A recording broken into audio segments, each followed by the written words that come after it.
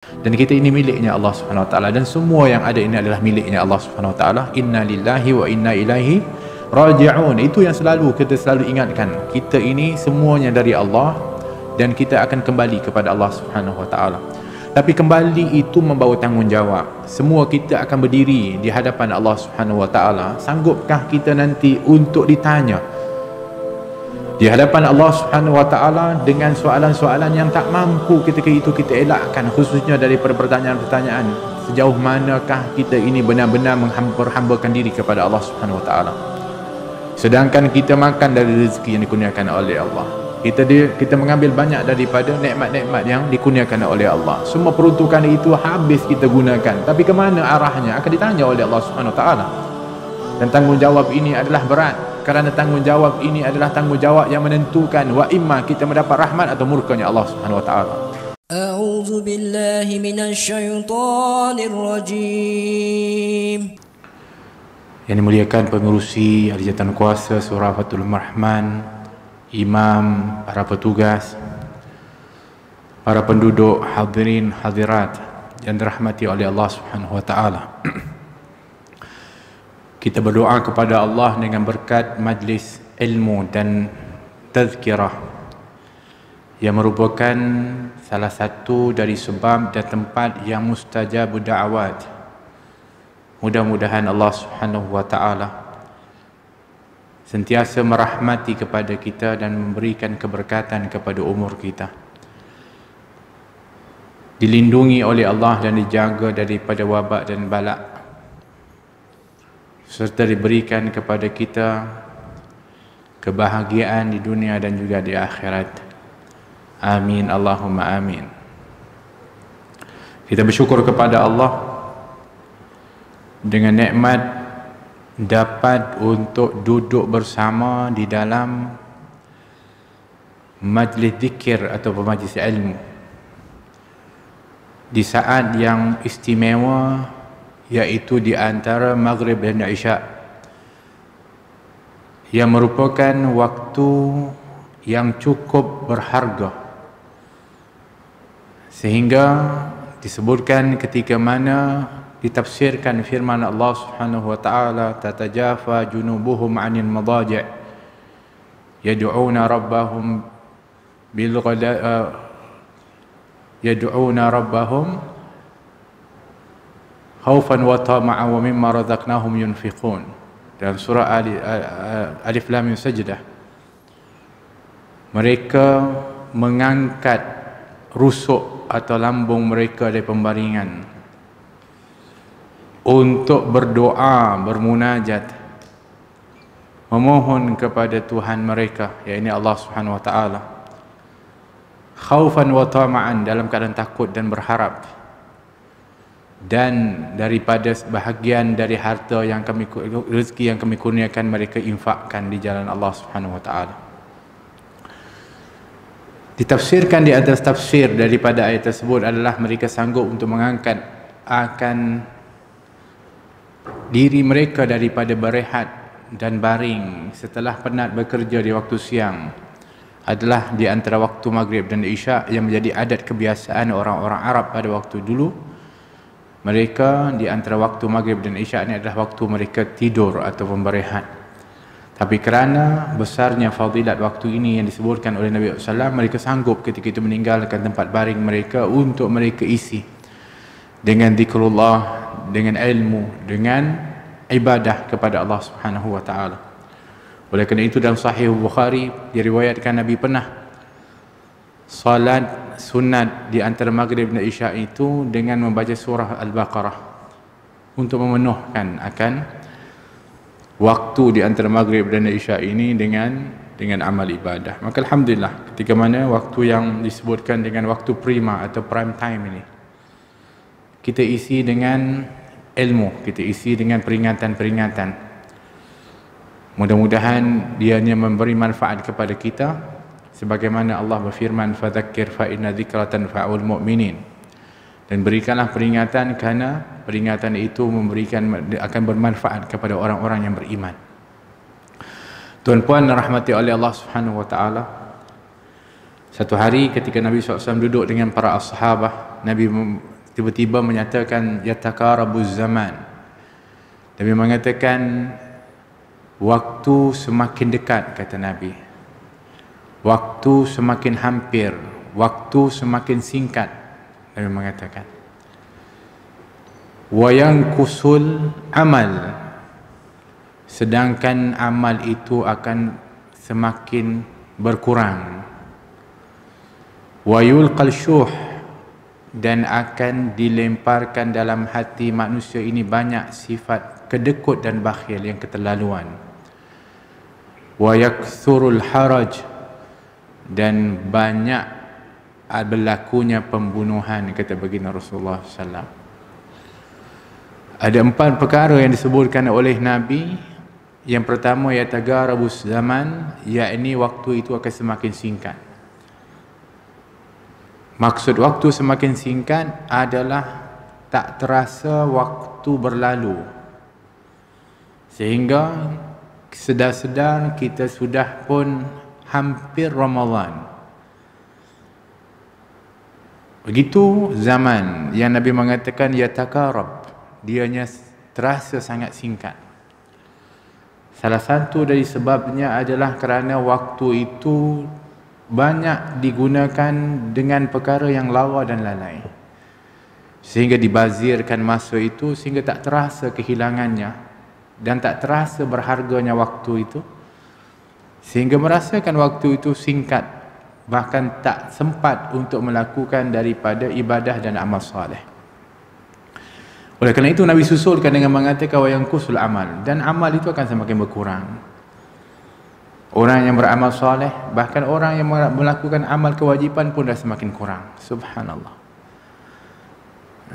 Dan ini telah pun disebutkan oleh Nabi SAW, serta akan berada dalam hati manusia ini dari sifat bakhil yang bersangatan.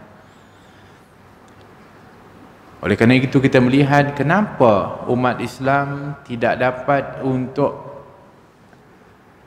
bersatu bersama, saling ta'awanu 'ala birri wat taqwa, saling tolong-menolong dalam kebaikan dan ketakwaan. Ya, kita tak menafikan, alhamdulillah, ramai orang yang juga membantu kalau sekiranya mendengar ada orang yang memerlukan pertolongan. Ada orang yang ditimpa sesuatu kekurangan, ada yang membantu. Akan tetapi ketika mana nak disatukan di dalam kesatuan kaum muslimin untuk membantu di antara satu dengan yang lain membangun kepada Islam, itu akan ada dalam hati di antara masing-masing adalah syadidul bukhul, iaitu sangat bakhil, rasa tak nak, rasa tak ada faedah, tak ada apa. Kerana itu adalah merupakan fitnah akhir zaman yang disebutkan oleh Nabi SAW. Wa yakthurul haraj, dan akan banyak berlakunya perbunuhan, kata baginda Rasulullah. Ashabah ketika mana menyebutkan banyak berlaku pembunuhan di zaman kita, wahai Rasulullah, juga kalau berlaku peperangan akan berlakulah pembunuhan. Kata Nabi SAW, tak sama. Yang berlaku di zaman kita ini, kata baginda Rasulullah SAW, adalah peperangan di antara kaum muslimin dan orang-orang yang kafir yang memerangi kepada Islam. Tapi nanti yang banyak berlaku adalah pembunuhan di antara umat Islam dengan umat Islam, kata baginda Rasulullah. La ilaha illallah. Dan kita menjadi saksi apa yang disebutkan oleh baginda Rasulullah SAW. Peperangan yang berlaku hari ini, tidak sedikit yang berlaku itu adalah di antara kaum muslimin, baik itu yang berada di Yaman di saat ini, baik yang berada di Afghanistan, baik yang berada di Pakistan, baik yang berada di negara-negara Islam yang berlaku, adalah pembunuhan di antara sesama Islam. Dan inilah yang telah pun disebutkan oleh baginda Rasulullah SAW. Bermakna kita berada pada apa yang telah pun dijanjikan. Kita sudah semakin hampir dengan apa yang sepatutnya kita imani.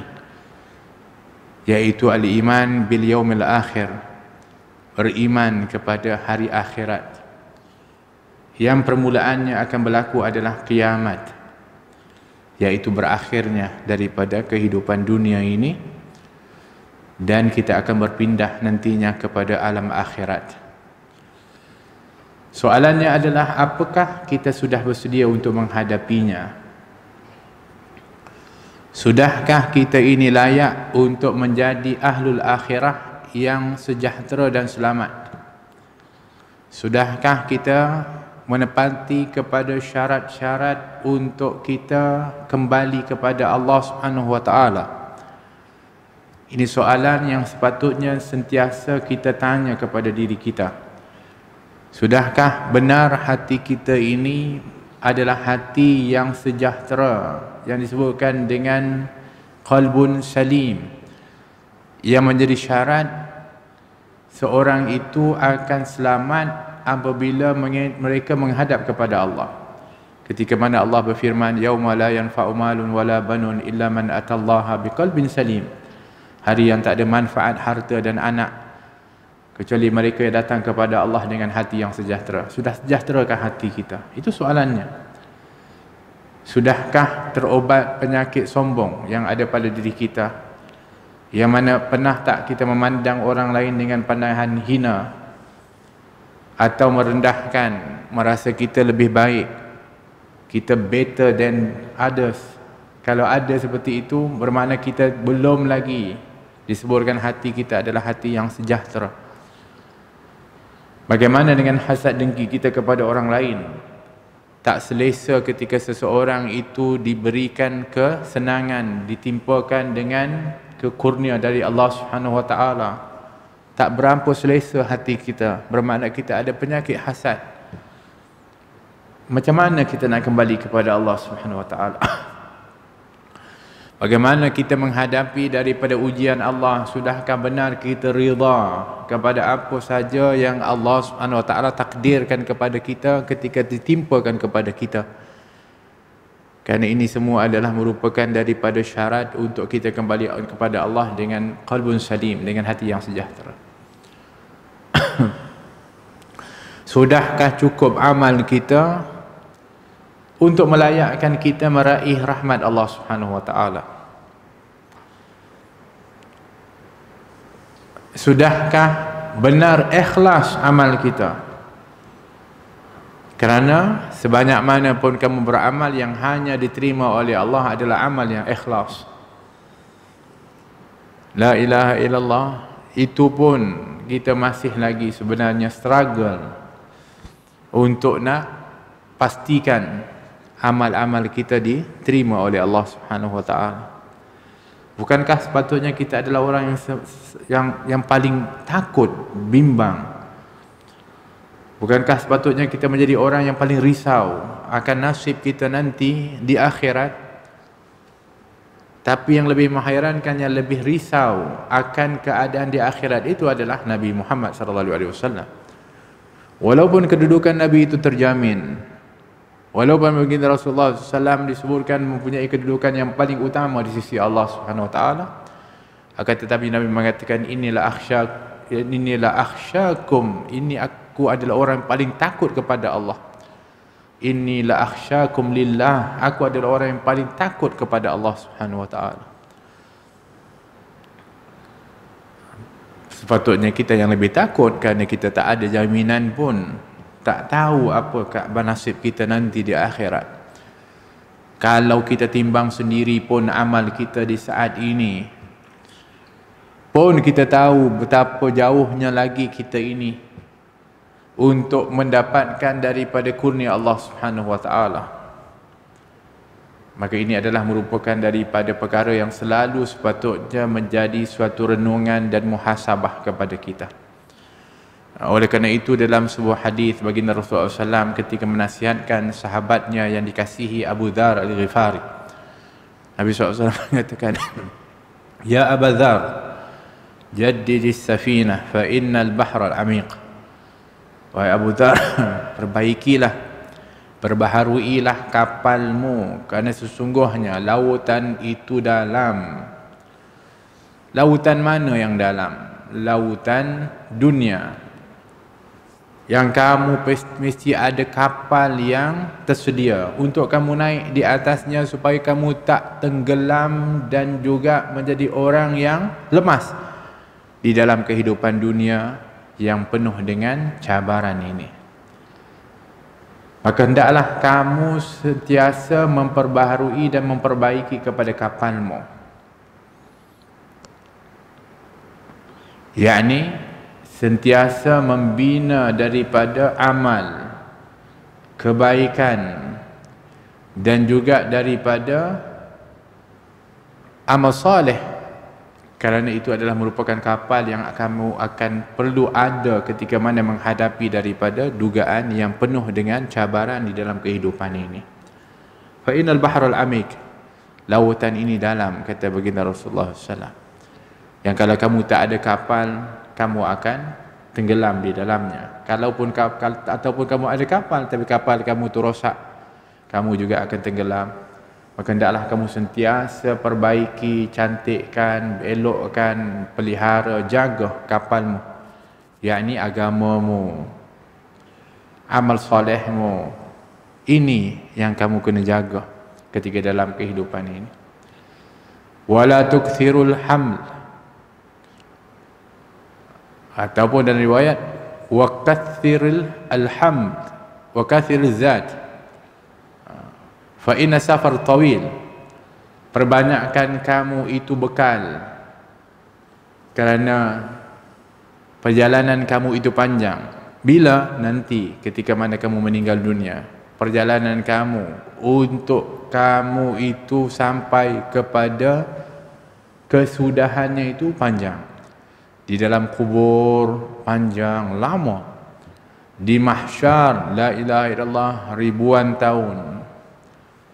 Bagaimana nanti ketika dihisab, setiap daripada apa yang ada itu akan ditanya. Kata baginda Rasulullah SAW, la tazulu qadamal abdi la tazulu qadamai abdi amam Allah yaumil qiyamah illa yus'alu an arba'in, tidak akan bergesel, maksudnya tidak akan berganjak sikit pun kedua kaki manusia itu di hadapan Allah ketika dihisab, kecuali setelah ditanya dulu 4 perkara. Yang pertama, an umrihi fima afnah, tentang umurnya, di mana dia telah pun habiskan. Bayangkan kalau ditanya setiap waktu kita ni berapa lama, dan bagaimana kita nak jawab kepada Allah Subhanahu Wa Taala. Kita bersyukur kepada Allah kalau ditanya saat sekarang ini, apa yang kamu buat pada malam Sabtu di antara Maghrib dan Isyak. Kita happy waktu tu, ya Allah, aku duduk di surah Fatul Rahman, aku duduk berjamaah, kemudian aku duduk mendengarkan tazkirah. Happy kita cerita. Tapi waktu-waktu yang lain, yang kita lalai, yang kita lupa kepada Allah, yang kita buat benda yang bukan-bukan, macam mana kita nak jawab kepada Allah? Tapi tak boleh untuk kita pada waktu terlidah yang biasanya membela tuannya ketika di dunia, tak mampu lagi membela tuannya ketika nanti di depan Allah Subhanahu Wa Taala. Oleh kerana itu Nabi mengatakan, man husiba udhiba, kalau orang itu betul detail dihisab oleh Allah, pasti akan diazab oleh Allah. Ya, kita sendiri pun mengaku, kalaulah detail setiap waktu kita dihitung oleh Allah Subhanahu Wa Taala dengan apa yang Allah perintahkan kepada kita, wa ma khalaqtul jinna wal insa illa liya'buduni, aku tak ciptakan jin dan manusia kecuali untuk ibadah kepada aku. Berapa waktu ibadah, begitu banyak yang kita lupa kepada Allah, yang kita lalai, yang kita tak buat pun. Pasti kita akan diazab oleh Allah. Kata Siti Aisyah, hai Rasulullah, kalau begitu semua kita akan diazab oleh Allah Subhanahu Wa Taala. Kata baginda Rasulullah, kecuali orang-orang yang dirahmati oleh Allah, maka mereka akan dihisab dengan hisaban yasira, dipermudahkan hisab oleh Allah Subhanahu Wa Taala. Mudah-mudahan kita semua digolongkan daripada orang-orang yang dimudahkan hisab oleh Allah Subhanahu Wa Taala. Oleh kerana itu, kalau kita minta Ya Allah, nanti ketika kau hisab kepada aku, hisablah dengan hisaban yasira, dan hisablah aku dengan kasih sayangmu dan kurniamu. Kalau kita minta, ya Allah hisablah aku dengan keadilanmu, habis kita. Allah itu maha adil, na'am, tapi kita mintalah dengan kasih sayang dan kurnia Allah. Tapi kalau kita kata, ya Allah hisablah aku, adili aku dengan seadil-adilnya, habis kita. Karena kalau umur kita ini semuanya detail dihisab oleh Allah. Allahu Akbar. Sebab tu kita kena selalu berusaha, khususnya di akhir ni, kita berada di akhir umur. Setiap kita ni kena rasa kita berada di akhir umur. Oh, saya muda lagi. Tak, kita di akhir umur. Kenapa? Kerana kita sebenarnya sedang menanti waktu yang ditetapkan oleh Allah, yang namanya kematian. Bermakna kita berada di setiap hari adalah akhir umur kita. Setiap hari. Sebab hilang satu hari, hilang sebahagian kita. Hilang satu hari, hilang sebahagian kita. Maka apabila kita merasakan kita sentiasa berada di umur yang terakhir, kita akan berusaha untuk memenuhkan waktu kita itu dengan amal soleh. Tapi kalau kita rasa umur kita panjang lagi, maka kita akan menjadi orang yang menangguh-nangguhkan amal. Itu disebut dengan tulul amal, iaitu orang yang panjang cita-cita, panjang harapan. Maka dia akan menjadi orang yang menangguhkan taubat. Dia akan menjadi orang yang menangguhkan amal. Nanti tualah, nanti pencen. Nak taubat nanti dulu, belum puas lagi. Ini semua adalah tipu daya syaitan. Sedangkan para as-sahabah, mereka itu sentiasa merasakan bahawa kematian itu sentiasa hampir dengan mereka. Di antaranya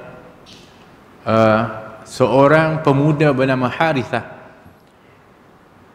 yang membesar dengan penuh keimanan. Satu hari ketika dia bertemu dengan Rasulullah, Rasul jumpa dia, Nabi mengatakan, kaifa asbahta ya Harithah. Nabi nak test tengok, ni pemuda umur belasan tahun, kaifa asbahta ya Harithah, bagaimana berpagi-pagi kamu wahai Harithah.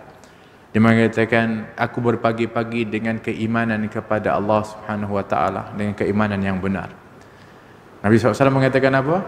Setiap kata-kata itu perlu ada buktinya. Apa bukti kata-katamu itu, wahai Harithah? Kata Harithah, ya Rasulullah, tidaklah aku melangkahkan kaki kananku kecuali aku merasakan aku tak sempat untuk melangkah kaki kiriku, kecuali aku akan meninggal dunia.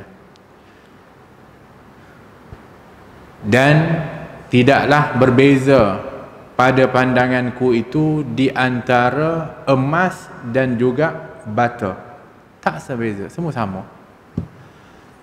Dan aku seolah-olah sudah melihat syurga dan orang-orang yang menikmatinya, dan aku dah seolah-olah melihat ahli neraka dan orang yang diadab di dalamnya. Subhanallah, begitu tinggi rasa keimanannya itu, sehingga Nabi Muhammad katakan Harithah adalah merupakan seorang yang Allah berikan cahaya kepada hatinya. Maka Harithah mengatakan, Rasulullah, boleh tak aku minta sesuatu kepadamu? Kata Rasulullah, silakan. Aku ingin untuk kau doakan aku syahid fi sabilillah. Maka Nabi angkat tangan, doa kepada Allah. Ketika mana berlakunya peperangan benar pada waktu itu, syahid Harithah. Nabi selesai dari peperangan balik ke Madinah. Datang ibu Harithah mengatakan, ya Rasulullah, aina Harithah? Mana Harithah? Ibunya tahu, dengar dah berita ke syahidnya Harithah. Tapi dia tanya kepada Rasulullah, itu bukan pertanyaan mana. Itu bermakna adakah Harithah itu masih hidup. Dia tahu Harithah telah pun syahid. Tapi dia nak tanya di mana Harithah setelah meninggal dunia. Aina Harithah? Rasulullah diam. Dia mengatakan, ya Rasulullah, tolonglah beritahu kepada aku. Kerana kalau sekiranya Harithah itu berada di dalam neraka, di dalam azab Allah SWT, aku akan menangis. Tetapi kalau sekiranya dia berada di dalam nikmat syurga, maka aku akan gembira, kata Ibu Harithah. Kata baginda Rasulullah, ya Ummah Harithah, wahai Ibu Harithah, ketahuilah olehmu bahawa syurga itu mempunyai banyak tingkatan, dan sesungguhnya anakmu Harithah berada fi firdausi a'la, berada firdaus yang paling tinggi. La ilaha illallah. Kenapa? Kerana sungguh-sungguhnya dia di dalam mengingati kepada akhirat. Oleh kerana itu, kita ini di antara yang menjadi kelemahan di dalam keimanan kita adalah mengimani kepada yaumul akhir. Sering lupa, sering lalai. Sehingga setiap amal perbuatan kita itu, kita tak hubung kaitkan dengan keimanan dengan akhirat. Maka berlakulah kezaliman, berlakulah rasuah, berlakulah pecah amanah, berlakulah daripada perbuatan-perbuatan yang mungkar. Kerana lupa bahawa setiap apa yang dibuat itu akan dipertanggungjawabkan nanti di akhirat. Seolah-olah imannya wa imma dia nipis, atau seolah-olah tidak beriman lagi kepada yaumul akhir. Kenapa? Kerana fitnah dunia. Sebab tu yang menghalang kepada kita mengingati akhirat adalah mata'ul ghurur ni, perhiasan yang penuh dengan tipu daya. Dia akan menutup pandangan keimanan kita untuk melihat kepada akhirat. Tak nampak. Satu Nabi kata tadi, jadi safinah, kamu kena pastikan kamu ada kapal yang elok betul, supaya kamu dapat melayari kehidupan ini dengan selamat. Kalau tidak, kamu akan hanyut. Dan hendaklah kamu perbanyakkan bekal, kata Nabi, kerana kamu nak tempuh perjalanan jauh. Sayyidina Ali karamallahu wajhah ketika ditekam di hujung daripada umurnya, darah membuak daripada tempat tikaman tersebut. Waktu ketika mana dia diberikan minum susu, air susu yang tu keluar balik dari tempat luka tersebut, daripada warna putih berwarna merah. Pada waktu itu Sayyidina Ali menangis. Para sahabat yang dekat dengan Sayyidina Ali mengatakan, wahai Amirul Mukminin, kenapa kamu menangis? Kamu sudah diberikan jaminan syurga, dan kamu adalah merupakan daripada insan yang paling istimewa di sisi Allah dan Rasulnya. Apa kata Sayyidina Ali? Aku menangis kerana aku risau dan takut. Takut aku tak cukup bekal untuk menghadapi daripada alam kubur dan nanti di mahsyar sebelum aku dihisab oleh Allah Subhanahu wa taala. Siapa yang cakap seperti ini? Sayyidina Ali karamallahu wajhah. Yang kita tahu betapa luar biasanya ibadahnya, betapa dahsyatnya daripada amalnya, betapa amanahnya ketika mana memimpin kepada umat, pun pada waktu itu menangis, risau, takut, kerana mereka adalah merupakan dari murid-muridnya baginda Rasulullah sallallahu alaihi wasallam. Sayyidina Abu Bakar Siddiq begitu, Sayyidina Umar Al-Khattab ada 2 garis hitam di pipinya. Kenapa? Kerana air mata selalu mengalir di situ, sehingga berbekas. La ilaha illallah.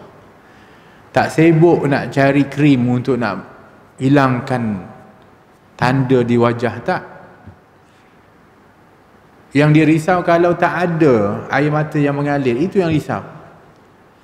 Menangis. Walaupun mereka ini adalah di antara 10 para sahabat mubasyirin bil jannah yang telah pun dijamin syurga oleh baginda Rasulullah sallallahu alaihi wasallam. Sehingga ditanya, wahai Umar, kenapa begitu dahsyat kamu ibadah sedangkan kamu dah dijamin oleh Allah Subhanahu wa taala dengan syurga? Kata Sayyidina Umar, aku takut jaminan itu ada syaratnya dan aku tak memenuhi syarat tersebut. La ilaha illallah.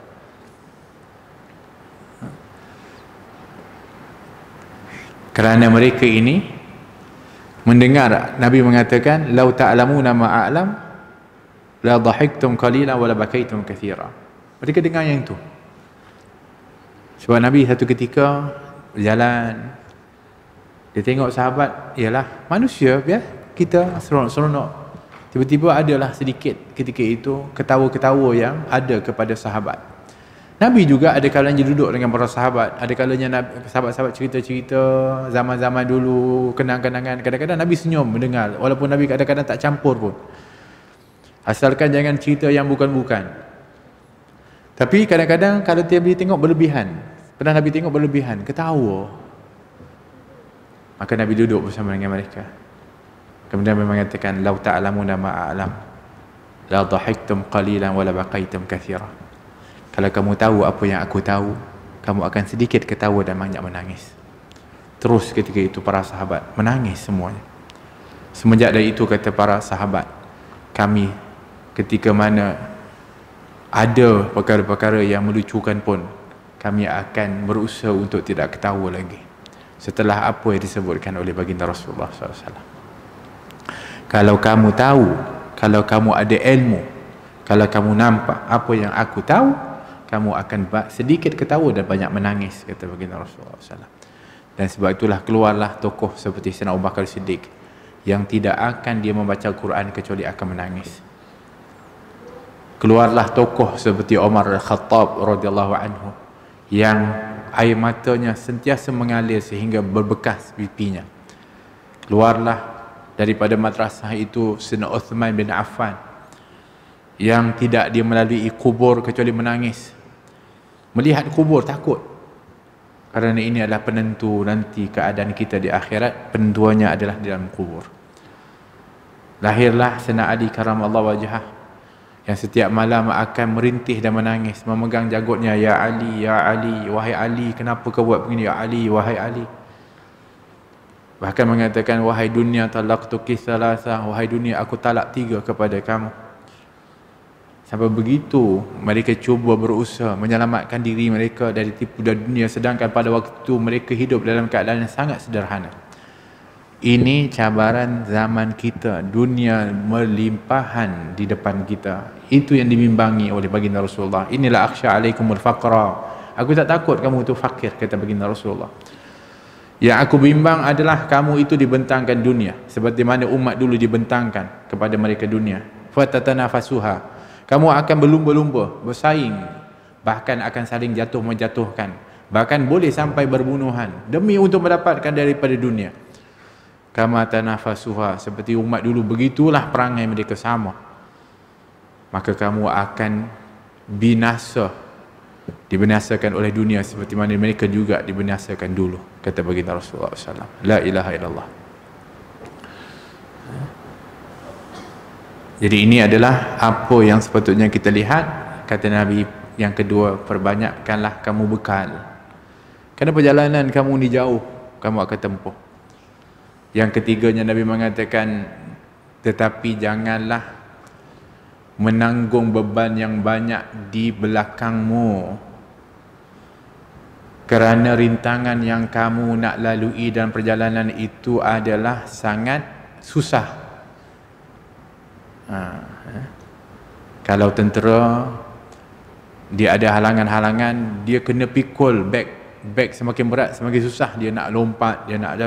Begitulah perjalanan nak tempuh setelah kematian ni, bukan mudah. Sebab tu tak perlu banyak sangat yang ditanggung.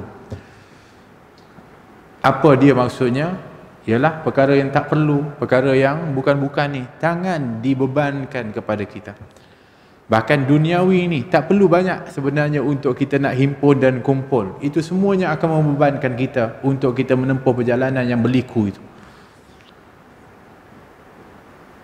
Maka ringankan daripada apa yang sepatutnya kamu gunakan. Yang kamu nak di dunia ini hanya sekadarnya cukup.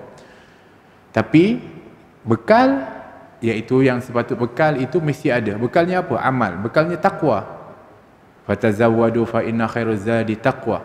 Berbekallah kamu kerana sebaik-baik bekal itu adalah takwa. Itu kena banyak. Tapi yang kata bebanan dunia ni tak perlu banyak, sebab dia akan memberatkan nanti kamu ketika dalam perjalanan menuju kepada Allah Subhanahu wa taala. Wa akhlisil amal fa innan naqid basir. Yang terakhir kata baginda Rasulullah, dan ikhlaskanlah amalmu, kerana yang cek dan periksa itu adalah yang maha melihat dan maha mengetahui. Maha halus penilaiannya. Tak boleh kita nak tipu, kata kita ikhlas, Allah tahu apa yang ada dalam hati kita ni. Tuan-puan rahmati oleh Allah Subhanahu wa taala, maka ini nasihat yang Nabi ingatkan supaya kita ini bersedia untuk menghadapi daripada negeri yang kekal abadi, iaitu akhirat. Oleh kerana itu, ketika Allah Subhanahu wa taala menyebutkan bahawa barang siapa yang Allah Subhanahu wa taala nak berikan kepadanya kebaikan, yashrah sadrahu lil Islam, maka Allah Subhanahu wa taala akan melapangkan hatinya untuk menerima ataupun untuk nak benar-benar berpegang kepada Islam. Yashrah sadrahu lil Islam. Waktu ketika mana sahabat bertanya, "Ya Rasulullah, apa maksud yashrah sadrahu lil Islam?" Seperti mana dalam Al-Quran. Maka kata Nabi SAW, iaitu apabila seseorang itu diberikan nur cahaya oleh Allah SWT di dalam hatinya. Allah yang memilih hati seorang itu untuk diberikan cahaya, maka hatinya itu akan insyarah wan fasah, hatinya akan lapang, hatinya itu akan terbuka. Kemudian Nabi mengatakan, semua itu ada alamat dan tandanya. Orang yang dikurniakan cahaya daripada cahaya Islam itu, hatinya akan terbuka dan mudah menerima. Ada tandanya. Apa tandanya? Kata baginda Rasulullah SAW, yang pertama adalah at-tajafi an daril ghurur, iaitu dia semakin menjauhkan diri daripada negeri yang penuh dengan tipu daya. Dia semakin menjauhkan diri daripada negeri yang penuh dengan tipu daya. Yang keduanya, dia semakin mendekatkan diri daripada kepada darul khulud, kepada negeri yang kekal abadi. Kemudian yang ketiga adalah wasti'dadil yaumal lil mauti qabla nuzulih, dan dia akan sentiasa mempersiapkan dirinya untuk kematian sebelum sampai kematiannya. 3 tanda. Bermakna orang ni kalau Allah berikan cahaya kepada hatinya, maka hatinya akan terbuka untuk melakukan kebaikan, iaitu dengan tandanya dia akan semakin menjauhkan diri daripada dunia, dia akan semakin dekat kepada akhirat, dan dia sentiasa nak buat perbuatan adalah perbuatan yang membawa kepada dia persiapan untuk menghadapi kepada kematian. So ini timbangan kita. Adakah kita diberikan kurnia seperti itu oleh Allah Subhanahu Wa Taala? Tengok kecenderungan kita ke mana, dunia ke akhirat. Kalau cenderung kita ini kepada akhirat, alhamdulillah. Mudah-mudahan itulah yang disebutkan Allah kurniakan hati kita ini dengan nur cahaya Islam. Tapi kalau masih lagi cenderung kepada dunia, yang asyik difikirkan, yang selalu dijadikan perhatian adalah dunia. Macam mana nak dapat dunia begini, macam mana nak kaya, macam mana, semuanya untuk keduniaan, maka ini masih lagi belum. Dan apabila dia berbuat sesuatu, adakah perbuatan itu ada link dan sambungan, kesinambungan dengan kematiannya? Buat seperti ini, apa kita akan dapat di kubur? Kalau buat begini, apa kita akan dapat di mahsyar? Ini timbangan yang sepatutnya kita timbang. Kerana setiap sesuatu itu sudah pun ditentukan balasannya oleh Allah Subhanahu wa taala, dan diajarkan oleh baginda Rasulullah sallallahu alaihi wasallam. Azan. Tuan-tuan dan puan rahmati Allah Subhanahu wa taala, kita sambung sikit lagi. Jadi apabila kita sebutkan tadi, apa persiapan kita, apa yang kita perlu buat, ya kata semua tidak boleh lari daripada janji. Kita semuanya akan pasti akan kembali kepada Allah Subhanahu Wa Taala. Sebab itulah ketika mana kita ditimpakan berbagai musibah, ujian dari Allah Subhanahu Wa Taala adalah mengingatkan kepada kita bahawa kita hamba dan kita ini miliknya Allah Subhanahu Wa Taala, dan semua yang ada ini adalah miliknya Allah Subhanahu Wa Taala. Inna lillahi wa inna ilaihi raji'un. Itu yang kita selalu ingatkan. Kita ini semuanya dari Allah dan kita akan kembali kepada Allah Subhanahu Wa Taala.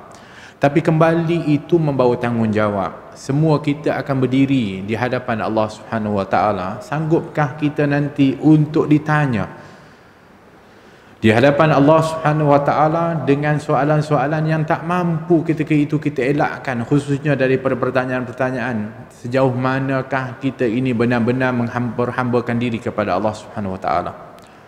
Sedangkan kita makan dari rezeki yang dikurniakan oleh Allah. Kita mengambil banyak daripada nikmat-nikmat yang dikurniakan oleh Allah. Semua peruntukan itu habis kita gunakan. Tapi ke mana arahnya akan ditanya oleh Allah Subhanahu Wa Taala. Dan tanggungjawab ini adalah berat, kerana tanggungjawab ini adalah tanggungjawab yang menentukan wa imma kita mendapat rahmat atau murkanya Allah Subhanahu Wa Taala. Sejauh mana kita ni layak untuk mendapatkan ridha Allah Subhanahu Wa Taala. Sebab itu kita di dalam kehidupan ini yang kita nak kejar adalah ridha Allah. Kalaulah sekiranya apa yang kita buat dapat meraih ridha Allah tapi tak mendapat raih daripada ridha makhluk, tidak mengapa. Kalau sekiranya yang kita buat itu adalah mendapatkan rahmat Allah, akan tetapi ianya tidak menguntungkan keduniaan kita, tak apa pun. Kerana itu adalah lebih berharga dan perlunya kita, kerana kehidupan akhirat itu adalah kekal, sedangkan di dunia ini sementara. Berapa banyak orang yang mengumpulkan sekian hartanya, tapi ketika mana Allah Subhanahu Wa Taala berikan sakit kepadanya, harta yang tak berguna satu sen pun kepada dia.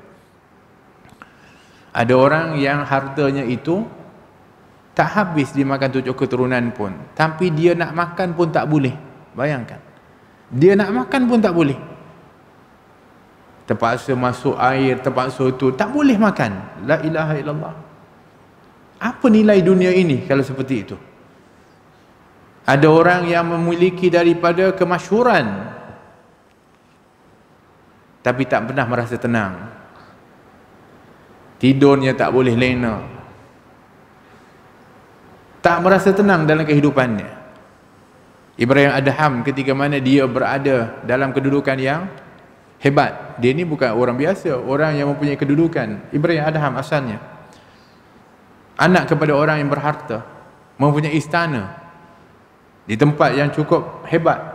Satu hari dia baring di bilik dia, di atas tilam yang mahal, dia beli semata-mata untuk dapatkan tidur yang lena. Satu hari dia tak boleh tidur. Tak boleh lena tidur. Dia baring kat tilam empuk dia, tak boleh. Dia paling ke kanan tak kiri, tak boleh. Dia hairan. Kemudian akhirnya dia ambil keputusan pergi jenguk kat tingkap. Dia duduk kat tinggi tempat dia. Dia tengok, dia nampak ada seorang gelandangan, orang miskin tidur dekat jalan, musim sejuk. Yang dia hairan tu, dia boleh tidur lena kat bawah tu dengan hanya beralaskan daripada kain. Dia yang tidur di tempat yang hebat, tilamnya empuk, ada pemanas pula, tak boleh tidur, tak puas hati dia. Turun dia dari tempat sana, pergi jumpa orang tu. Kejut kan? Bangun. Kenapa? Aku nak tanya kepada kamu, macam mana kamu boleh tidur lena macam ni? Tempat tak selesa, sejuk, dalam keadaan tak ada pun tilam, tapi boleh tidur lena. Orang tu pun, awak siapa? Aku Ibrahim Adham. Duduk mana? Tu, istana besar tu. Apa kata orang tu, yang tu? Oh, patutlah, kalau saya duduk situ pun tak terlena juga. La ilaha illallah. Kalau saya duduk situ pun saya pun tak lena juga.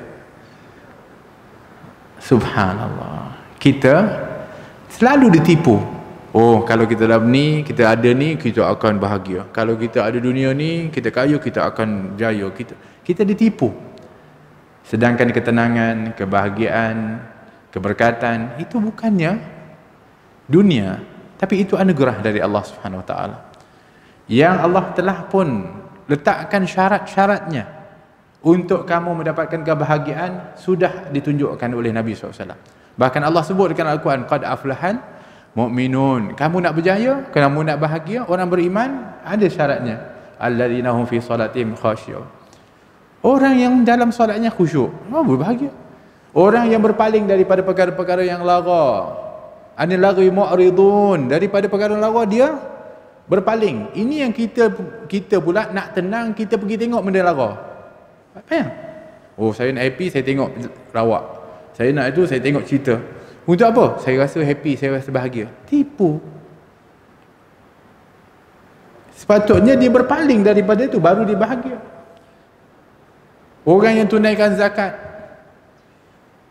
orang yang menjaga kemaluannya, disebutkan syarat-syaratnya oleh Allah Subhanahu Wa Taala nak dapat bahagia. Bukan kita yang tafsirkan kebahagiaan itu melalui apa yang kita nafsu kita. Kamu nak dapat ketenangan pun Allah Subhanahu Wa Taala dah sebutkan di mana, Rasulullah tunjukkan tempat dia. Kamu nak dapat tenang, datang ke masjid. Kamu nak dapat tenang, datang majlis ilmu. Kamu nak tenang, itu dalam majlis zikir. Kamu nak tenang, berzikir kepada Allah Subhanahu Wa Taala. Yang kita ni pergi ikut nafsu kita. Oh, kalau saya dengar lagu ni tenang, saya dengar orang tu nyanyi-nyanyi bukan-bukan tu tenang. Tenang apa? Tenang apa maksudnya? Ini bukan ketenangan. Kita ditipu. Akhirnya kita akan serabut, akhirnya kita bermasalah, akhirnya kita stres, kerana apa yang kita rasa bahagia, apa yang kita tenang, itu sebenarnya sebalik daripada apa yang kita sangka. Sedangkan orang-orang yang sentiasa tenang dengan zikir, sentiasa tenang dengan majlis ilmu, sentiasa tenang dengan majlis-majlis zikir, sentiasa tenang ketika munajat kepada Allah, mereka betul-betul berada dalam penuh ketenangan. Nah, ini yang kita kena betulkan balik mindset kita. Begitu juga dengan keberkatan. Nak dapat keberkatan dari Allah SWT ada syaratnya. Nak berkat umur kita, nak berkat harta kita, semuanya ada, sudah ditunjukkan, dicontohkan oleh baginda Rasulullah SAW. Nak berkat harta, banyakkan bersedekah, tunaikan zakatmu, hartamu kan kebarakah, tolong orang, prihatin kepada orang lain, berkat hartamu. Bukan mesti banyak, berkat itu yang lebih utama. Tapi kita ditipu, banyak itu tanda berkat. Siapa kata? Akhirnya dikumpul. Tapi tak rasa keberkatannya. Tak. Akhirnya lupa bayar zakat. Dah semakin kedekut. Menjadi orang yang berkira-kira, yang disebutkan alladzi jama'a malan wa addadah. Menjadi orang yang mengumpul-kumpul harta dan hitung-hitung. Berapa dah dekat akaun ni? Alamak, kalau bagi ni kurang dah. Yahsabu annama lahu akhladah. Dia rasa dengan dia kumpul tu dia kekal kat dunia ni. Dah habis dah. Salah dah dia. Pertama tu konon-kononnya nanti, banyak nanti harta aku boleh lah. Sebab tu kita sebutkan, kita ni jangan tangguh amal. Kita nak sedekah bukan tunggu kaya. Berapa ramai orang, nanti saya kaya, nanti saya banyak sedekah. Siapa kata? Qarun yang kata macam itu. Ya Rasul, ya wahai Nabi Musa, doakan aku kaya. Nanti aku kaya, aku akan bantu semua. Dia angkat tangan oleh Nabi Musa, doakan Qarun. Kaya tak dia? Oh, kaya. Zakat pun tak nak bayar. Tolong pun tak nak. Sedangkan harta dia, kunci dia saja, berapa puluh unta pun nak angkat kunci saja, bukan dia punya harta. Tapi tak boleh nak bagi sedikit pun. La haula wala quwwata illa billah.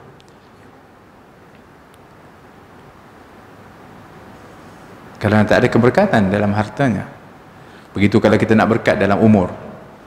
Kita perlu untuk berusaha memenuhkan waktu kita ini dengan kebaikan.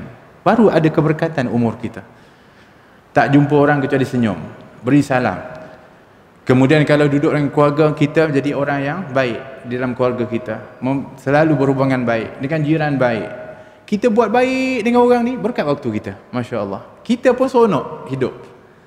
Tapi kalau sekiranya dengan orang ni kita benci orang ni, kita musuh orang ni, tak kena, sebab tu semua, kita akan sempit. Tak berkat hidup kita ni. Subhanallah.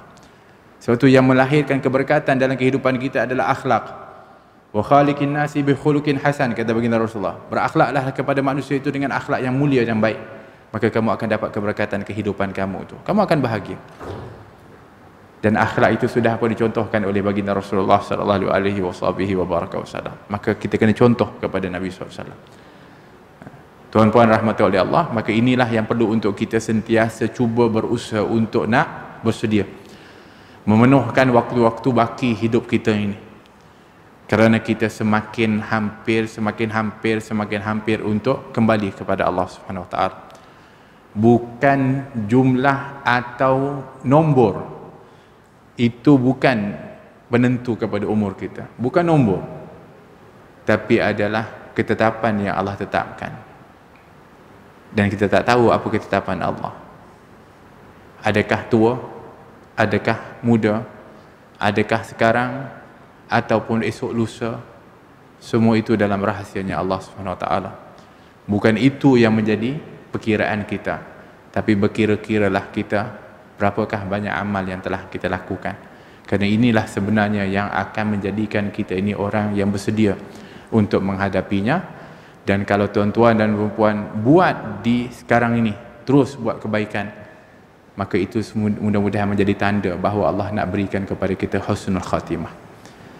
Kerana kalaupun orang tu banyak buat salah pun, pernah buat salah sebesar mana pun, tapi di akhir umur dia buat baik, dia sungguh-sungguh, maka dia adalah menjadi tanda yang Nabi mengatakan, apabila seorang itu Allah nak berikan kebaikannya, maka Allah akan permudahkan dia berbuat amal baik di penghujung umurnya sehingga mendapatkan husnul khatimah.